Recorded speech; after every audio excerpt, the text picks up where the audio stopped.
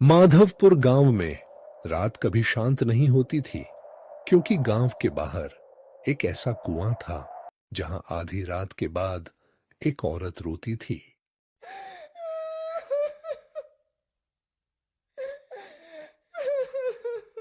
दादी, क्या सच में वहां कोई औरत है?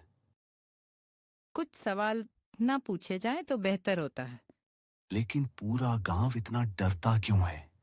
क्योंकि उस कुएं में सिर्फ पानी नहीं है, वहां एक माँ का श्राप है। अर्जुन घर से बाहर आता है। गांव वाले आपस में कुछ बात कर रहे थे। पिछले साल रमेश गया था वहां।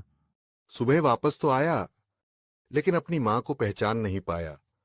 उसकी आंखें पूरी सफेद हो गई थीं। अर्जुन चुपचाप उनकी सारी बातें ध्यान से सुन रहा था।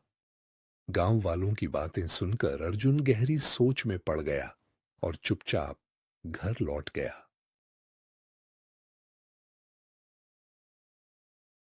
अर्जुन अपने कमरे में चुपचाप बैठा था।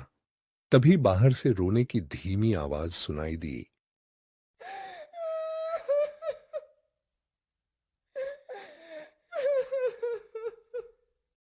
उस रात पहली बार अर्जुन ने वो आवाज खुद सुनी। मेरा बच्चा, मुझे मेरा बच्चा वापस दे दो। अर्जुन डर गया। तभी दादी घबराकर उसके कमरे में आ गईं। आवाज सुनी ना? वो कौन है? गौरी, जिसे इस गांव ने जिंदा मार दिया था।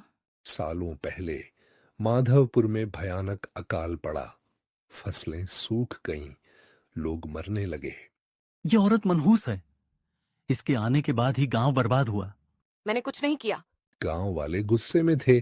तभी मुखिया सामने आता है। अगर गांव बचाना है तो बलि देनी होगी। नहीं, मेरे बच्चे को हाथ मत लगाना। गांव वालों ने उसके मासूम बच्चे को छीनकर अंधे कुएं में फेंक दिया। तभी गौरी पागलों की तरह दौड़ते हुए कुएं के पास पहुंची। तुम सबको ये कुआं कभी माफ नहीं करेगा। एक दिन तुम्हारा सच बाहर आएगा। और तब से हर साल कोई ना कोई गायब हो जाता है। तो गांव वालों ने एक बच्चे की बलि दी थी। और तब से हर साल कोई ना कोई गायब हो जाता है। उस रात अर्जुन ने सच खत्म करने का फैसला कर लिया और लालटेन उठाकर सीधे कुएं की ओर चल पड़ा। अर्जुन कुएं के पास पहुंचकर कुएं में झांकने लगता है। अचानक कुएं के गहरे पानी में कई डरावने हाथ दिखाई देने लगते हैं और तभी एक छोटे बच्चे की डरावनी हंसी सुनाई देती है।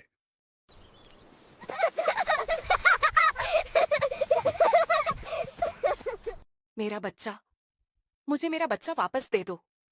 तभी घबराया हुआ मुखिया वहां पहुंच जाता है। यहां से भाग जा अर्जुन। सच क्यों छुपाया? उस बच्चे की बलि मैंने दी थी। वो बच्चा मेरा अपना बेटा था। तभी उन दोनों को गौरी की आत्मा दिखाई देने लगती है। अब सच सामने आ चुका है। उस रात माधवपुर में पहली बार पीपल वाला कुआं शांत हुआ था।